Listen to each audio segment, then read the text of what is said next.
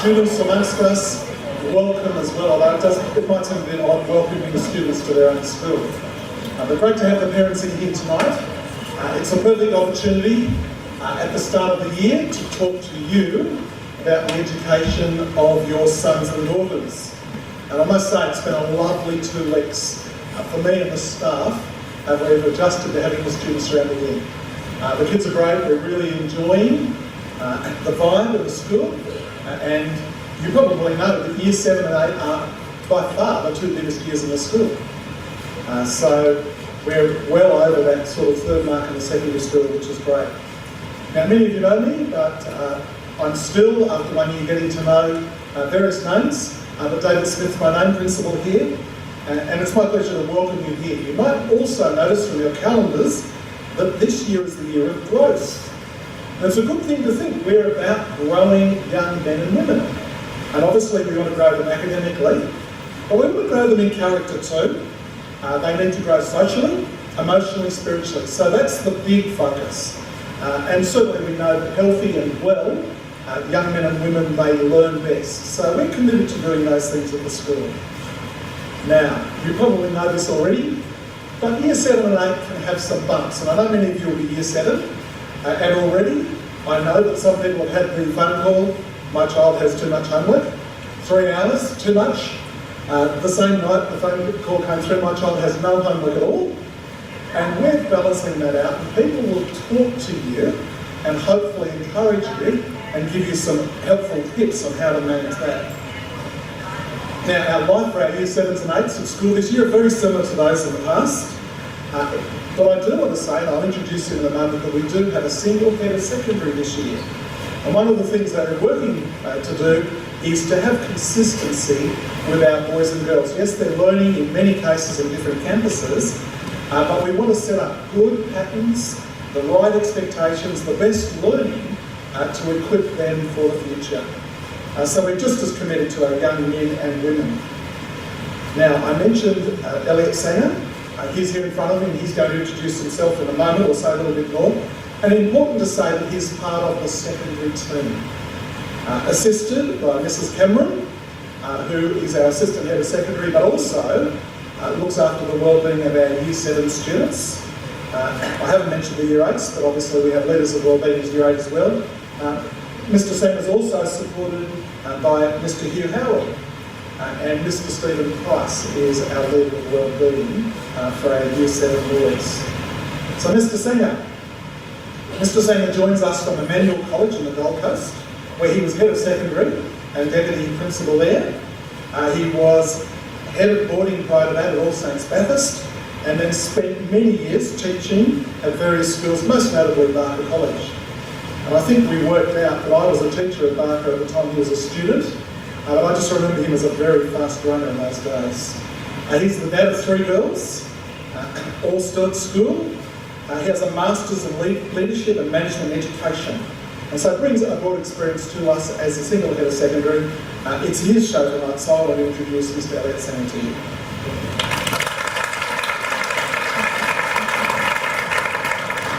I love it when it's my show. Thank you. Thanks, Mr. Smith. Each time I have an opportunity to stand up and talk to groups of the community, I think, I need to introduce myself. And each time Mr. Smith does a great job, so we can just move on and make it about your kids, which is really why we're here. It's a great opportunity to meet you tonight, and thank you very much for coming out tonight. We do want to support your kids on their journey, and that's what it's all about. So, as I say, thank you very much for joining us this evening. As Mr. Smith mentioned, my role as head of secondary. I am very ably and critically supported by my 2 assistants to head of secondary. And they are Mrs. Cameron and Mr. Hugh Howard. And you can see I've sort of given them a particular campus that they are sort of responsible for operationally day by day. Now, both Mr. Howard and Mrs. Cameron teach on both campuses. So they are across campuses in that sense, but in terms of operation, and they help with those specific campuses, and so they have that focus. Additionally, not up there are the 2 PAs to the individual campuses, and we have Mrs. Sarah Chaffing, who is PA on the William Cowper campus, and Mrs. Dimity Saunders, who is PA on the Brisbane Street campus. And I'll talk a little bit more about who to contact and what to talk to them about as we go. But they're some of the key people that will be helpful in terms of answering questions and steering you in the right direction. In terms of academic pathways and packages of subjects and understanding what's going on with assessment for your children, Ms. Simone Ireland is the Director of Studies in the Secondary School, and she is across all assessments and across all academic pathways, as I say, regarding your children. So if you have questions about subjects, if you have questions about assessment tasks in general, then she is a great person to connect with. Obviously, when it comes to what is going on specifically in classrooms, then your child's classroom teacher is the best person to speak to.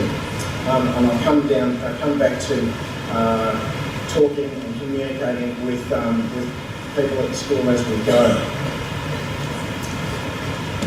So a few key things that I'd like to start with this evening in terms of a focus and where we're coming from, I guess, and hopefully it's why you've sent your kids to Cal Rossi. First thing, our focus is on learning.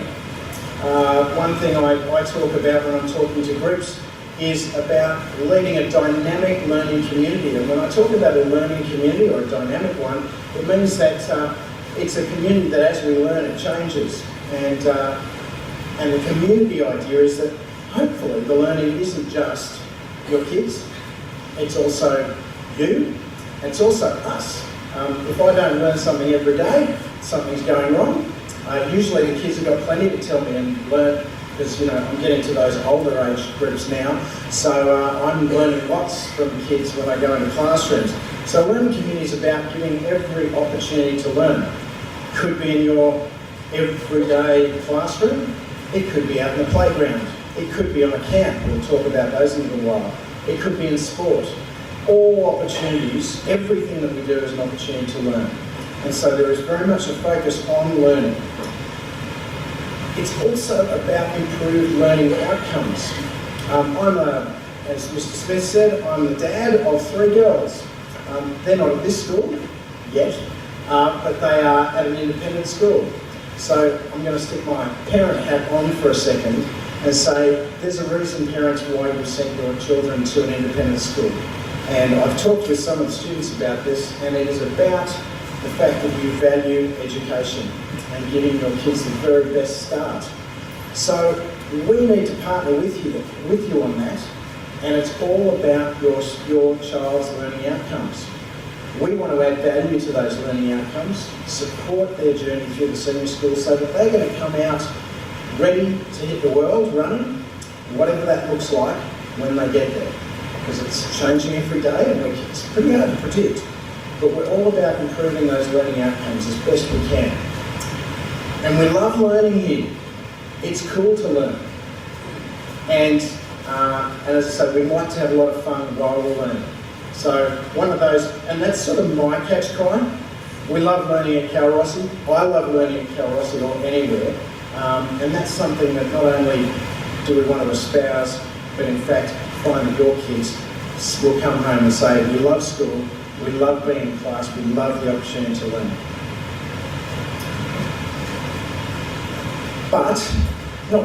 And it's a partnership, as I mentioned before, and this is really important, that as we go forward, it's a team game, and I've tried to represent that in the illustration up there. I'm a bit of a visual learner, so I like pictures and stuff like that. So it's all about the student.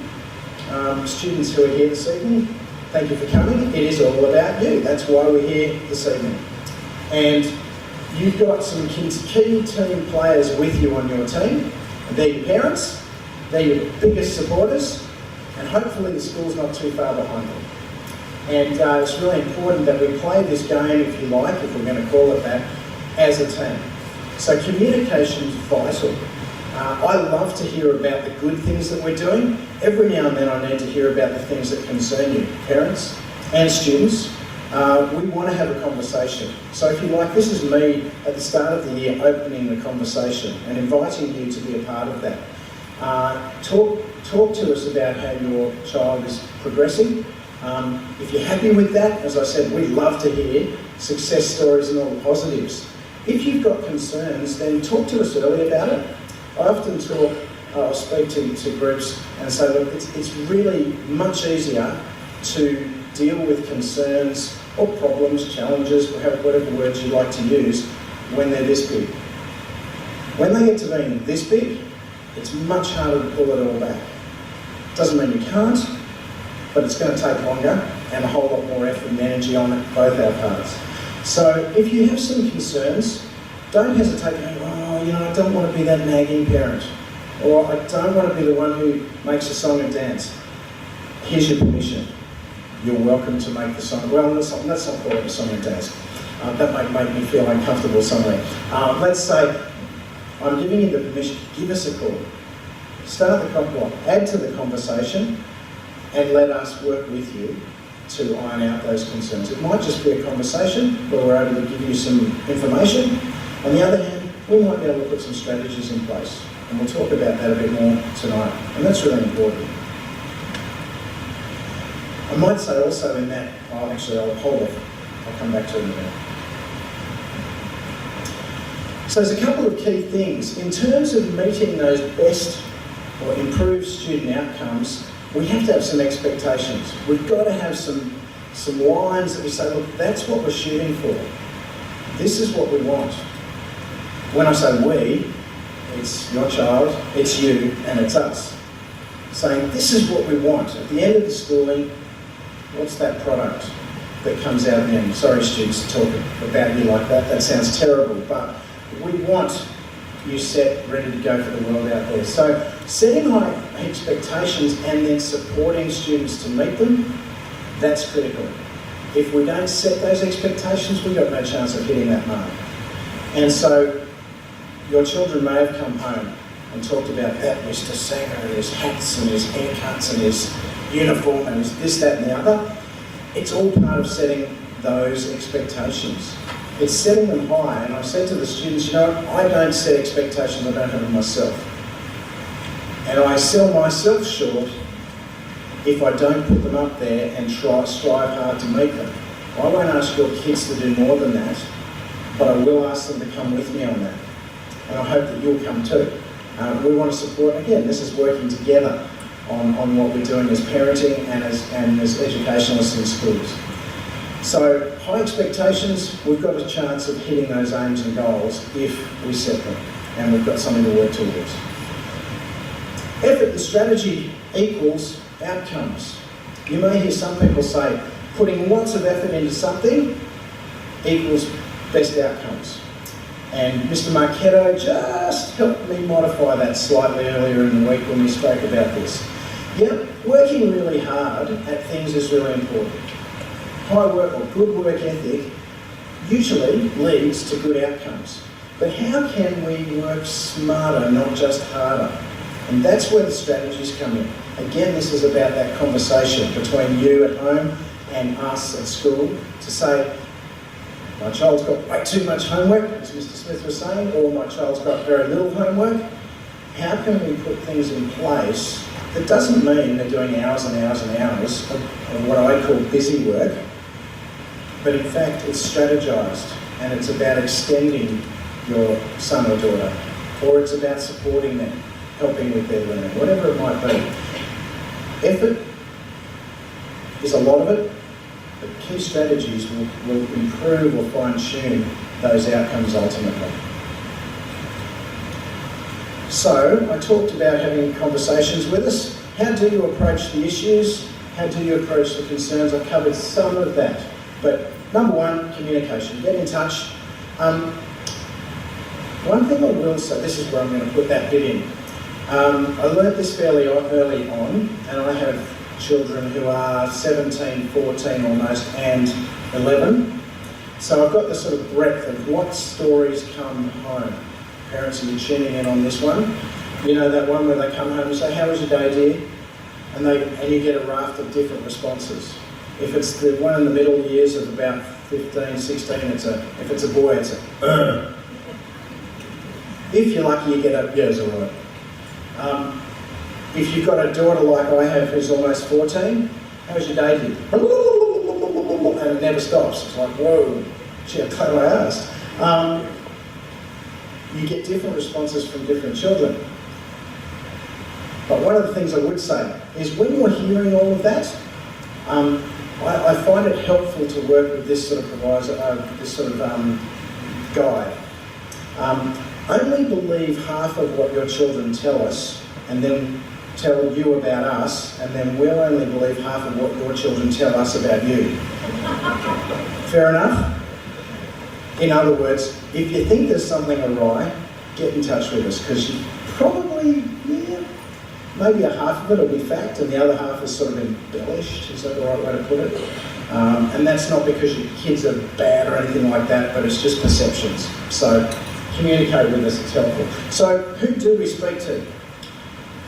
Mrs. Cameron I introduced before as the assistant to the head of secondary, but she also has this second role, a very important one, of looking after Year 7 as the leader of wellbeing. Along with Mr. Price, they are the two key welfare people for Year 7. Now, ultimately, when I look at education, everything's about welfare in the end. It's all about your kids and them being who they can be. So ultimately it comes down to that point. But if it was specifically about academics to do with learning, then it might be talking to the classroom teacher. It could be talking to Ms. Islander. It could be getting in touch with somebody else in the frame. And I might say the PAs to secondary may help you with directing you to the right people as you go. So for Year 7, those are your welfare people, along with perhaps the PAs initially. For Year 8, Mrs. Lasker and Mr. Starr are your leaders of wellbeing. So that perhaps gives you an overall view and some of the key people to contact. I would encourage you to pick me up on that invitation. I hope that you will. Again, thank you very much for being here this evening. I'm letting Mr. Doran come and take on from here. Thanks.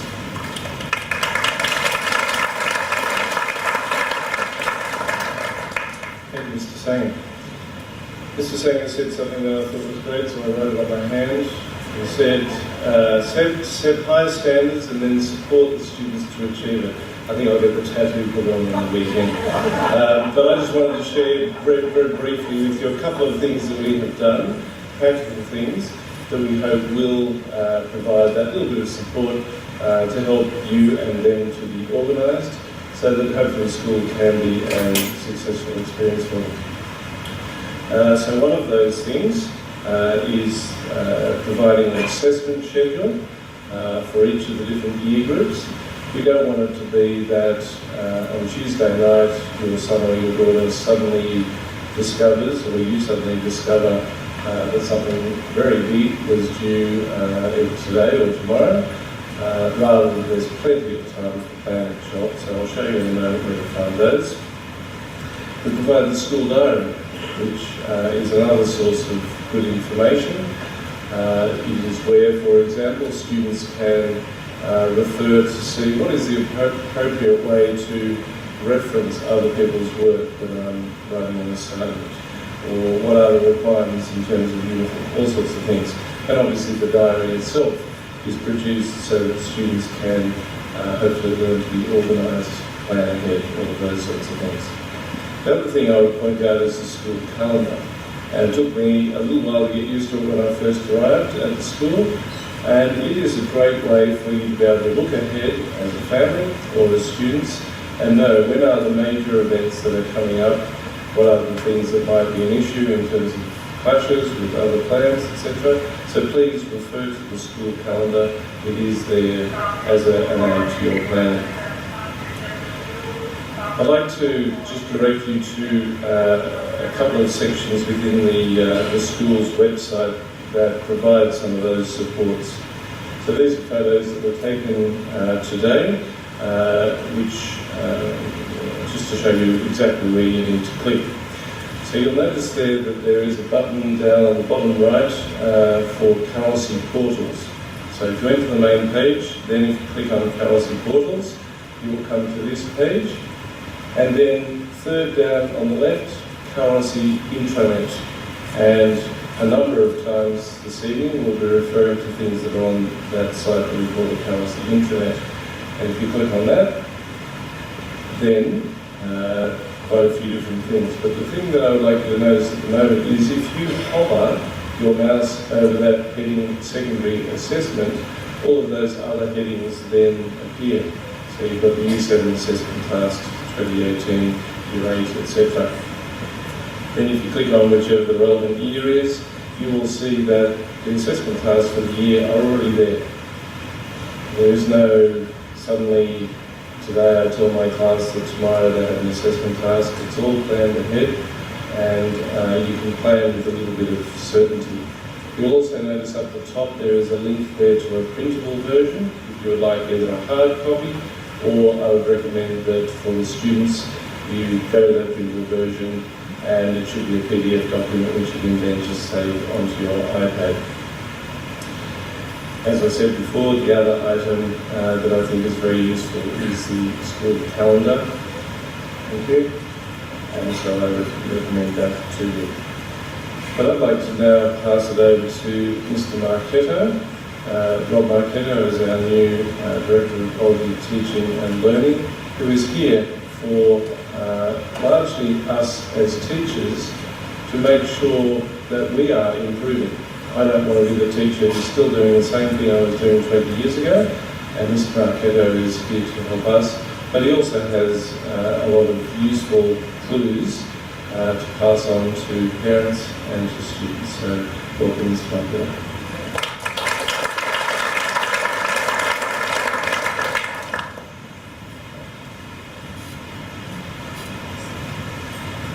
Good evening. I must say I've moved up from Sydney and I've had such a warm welcome from the staff and students here. We've moved our family. I have a daughter and a son who have started in primary school, and I've been very impressed with the little leaders who I'm working with and interviewing them and talking to them about their impressions of the school, and they speak so highly of their teachers. It's been a wonderful couple of weeks. I want you to also know that you, as Year 7s and Year 8s, have got through 2 weeks and started your third week, and that's a big effort coming off the heat, off a long summer, getting back into routine, and to be congratulated for that, or you starting fresh at the school. And there's lots to take in. So I think you have to juggle so many things as students and as parents. For some of you, you might be experienced because you have older students. For many of you, this might be the first time that you're in the secondary zone. And there are lots of things. There's homework, there's assessment tasks, there's projects, and there's study routines. And as you can see in the image behind or to the lower part there is a dip in percentage of students who love school by grade. And it's where we're very cognizant of that, and where we want to make sure that that effort that is there is accommodated by the right strategies. So there'll be a time where I will present later this term, at the moment on the 6th of March and the 12th of March, 2 sessions for year 7 through to 12 on how to guide parents and students in study, in revision, and in preparation toward assessments and projects. And that would be very worthwhile coming along to. I think the partnership of student, parent, teacher that Mr. Sanger so eloquently talked about is about 3 things for me. We need to be patient, which is harder said than done. We need to not cap expectations. And that's very, very hard as parents. We might think someone's good or not good at a subject. We might pigeonhole them by saying, oh, you're no good at this. Who knows? They've got a long time. They've got 6 years ahead of them or 5 years ahead of them.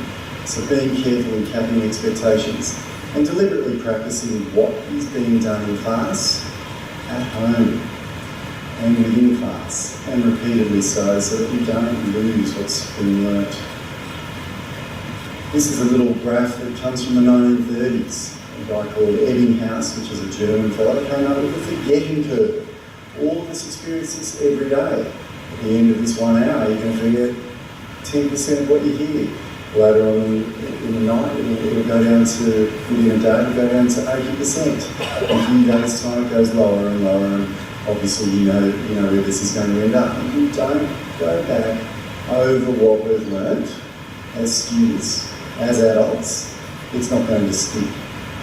And so spacing out that practice is really, really important. And what I mean by that is, you've learned something in class in week 1, this would be a very good time for you to revisit and learn it revisit it in week 3. So one way to do that is what's called 3-2-3. Say you're doing 6 subjects, you might this week make study notes on what you've learned from the 3 subjects. Next week you might, in week 4, do the other 3 subjects. And then what that means is at the worst, or at the optimum actually, you'll only be 2 weeks behind what has been learned in class. And that's really important because it actually allows for a bit of forgetting, and in the process allows for you to have to retrieve really hard what you learned a couple of weeks ago or a week ago. And the act of actually trying to remember what happened in class a week or so ago is actually really good for remembering. So 3-2-3. Do half your subjects one week, do the other half the next week.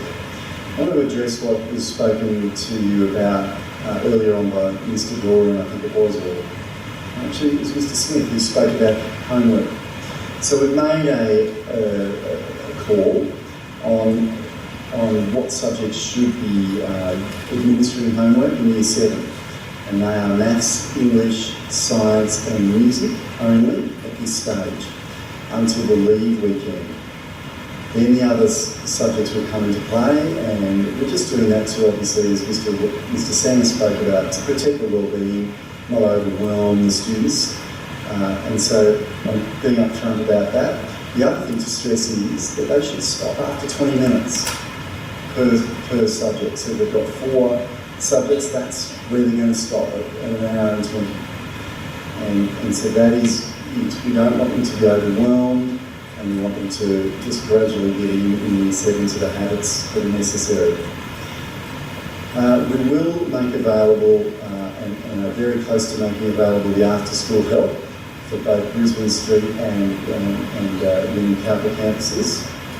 And so that information will be published in the next week or so, and that is something that I obviously would like to see all students taking advantage of, where they're meeting with these teachers for one-on-one tuition or group tuition to help them with how to progress in their learning.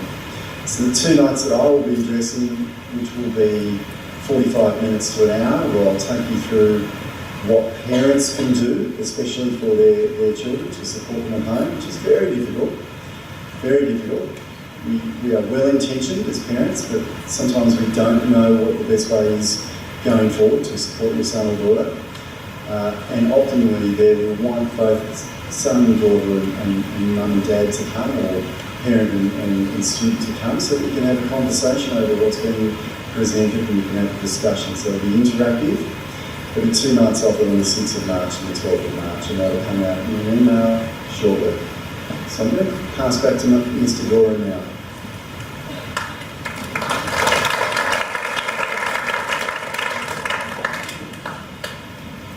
Just wanted to talk briefly about the camps that are coming up, the expeditions. For 3 of them, 3 of the year groups that are present here, they are later this term, and for 1 of them it's later in the year. Firstly, in a calendar sense, the Year 7 boys, and we've got the aim written up there, particularly about friendship, which is obviously a key at this time of the year with people coming from a variety of different schools, etc. Understanding and appreciating each other's differences is one of the key aims there. Mr. Scott will be the leader of that excursion, so later on he will be communicating via note that he's the person that you can speak to should you have particular questions. So the dates are on the calendar in March, in week 8, and if you haven't already been able to work out what the main activity in the camp is, it's going to Coffs Harbour and enjoying learning to surf and being taught by people who professionally teach other people how to surf. One thing just for parents who maybe, if you're thinking, sure that my son can handle waves of the sort that you see on television, they shouldn't be surfing in water that's greater than waist deep, so they won't be doing any of that daredevil stuff. Year 7 girls, which is also appropriately primarily focused on friendship and inclusiveness. This excursion or expedition will be led by Mr. Warren Taylor, who's been on that camp for a number of years in a row. He's experienced on it. And this camp is on the final week of term at Lake Macquarie. And as you can see from the pictures, focusing on a number of water sports like sailing, but also includes rock sailing, rock climbing, sailing, raft building, various challenges such as that. Now with the Year 7 girls, just one thing to have in the back of your mind is that Year 7 girls come back one day earlier than the other girls' excursions. They come back on the Wednesday evening of the last week of term, and they will have a program here on the Thursday at school, so they should be coming to school on the Thursday. Both for the girls and the boys in Year 7, and if you happen to have a son in Year 9 as well, we want to go knowing that your child can adequately look after themselves in water. And so the swimming carnival is one of the means whereby we assess that. So if you have a son or daughter who's not particularly a fish, but they can survive in water, we would ask you to encourage them to at least go in one event. We don't care whether they dog paddle 50 metres, but as long as we know that they can safely look after themselves and we can record that that's the case for them, that would be much appreciated, so that we don't have to especially go and assess whether they are able to cope with that. Year 8 girls will be particularly looking at issues of being dependable and in an adventure type context, being reliable for each other. And the girls will be going to Indari Dam, which is up near Ashford. This will be a camp that is led by Mrs. Anna McCulloch, one of our English teachers. A lot of practical activities. It's run by a group who particularly focus on an army theme as a bit of a guide behind a lot of the activities that they do. Thoroughly enjoyable camp. Final week of term, and that will involve activities such as rock climbing, various water activities, adventure buggies, a lot of fun. They do camp and sleep outdoors and cook their own food outdoors as well. Year 8 boys expedition isn't until term 4. It's appropriately focusing on positive masculinity, and again within a challenge context. This camp is being led by Mr. Leach and Mr. Starr, and this is, like I say, in term 4, week 2, and they're not going very far away to the Dungarran Valley, but that provides a context where there can be plenty of challenges and opportunity to be stretched, whether that be in fitness type contexts, fishing, all sorts of different things. I'm now going to pass it over to back to Mr. Sagan. Oh, sorry.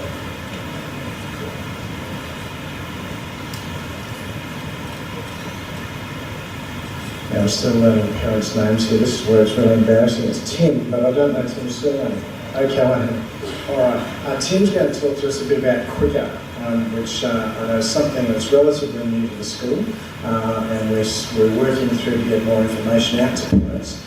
But after some discussions, I think we might be able to shed some light for us all. So, welcome.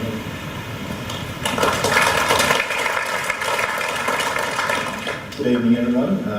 As Mr. Singh just mentioned, my name is Tim O'Callaghan, and I'll be speaking tonight just on behalf of the Carrossie Sport Coordinators. As Mr. Sanger also mentioned, this year Carrossie will primarily be using the Quicker method for any payment and permission in regard to sport. Quicker is a payment and note collecting method which can be downloaded as either an app onto your smart or Android phone, or it can also be used on computers and iPads. For sport, Carrossie will use this Quicker to send out and receive permission notes, and this will allow us to streamline our administration process and also to ensure that all students are placed into teams without any confusion. In the past, Carrossie has collected fees and have been invoiced by associations. Now, most Tamworth sporting associations will accept payment via their own online websites or their own portal systems, meaning that we as a school no longer need to collect money where parents are able to pay directly to that association. There may be exemptions to this process when the school will need to collect a payment. Hockey and Friday night rugby are just examples of these. With hockey, there is still an online payment process that needs to be made to New South Wales Hockey. However, there may also be subcommittees. So with hockey as an example, there's normally 4 different payments that we as a school have to then invoice out. So hockey would be one where as a school we still receive that payment. The finance and the ICT teams have set up how to use Quicker and help guideline PDFs for your convenience. I'm not sure if Mr. Doran has got that up. No. But if you go onto the intranet site that Mr. Doran showed earlier, just on the front home page, those PDFs are now available for you. There has been some slight confusion in how to use those, and I know sometimes it requires a little bit of patience, but by all means, if you do have any trouble, you can either contact myself or David Hempstead, who is replacing Mark Bellini for term 1 while Mark's on leave, or you can contact Hugh Castleton and the finance team here at Brisbane Street campus. The how to use Quicker help apps will obviously just go through Carrossie Goes Cashless, which Mr. Castleton sent out in the Business Sense newsletter at the end of last year. It will also give you some tips on how to use Quicker and also how to use it with either an app or a computer. Okay, so as I mentioned, if you do have any problems, my name's plastered all over our website and the intranet, so by all means just give me a call.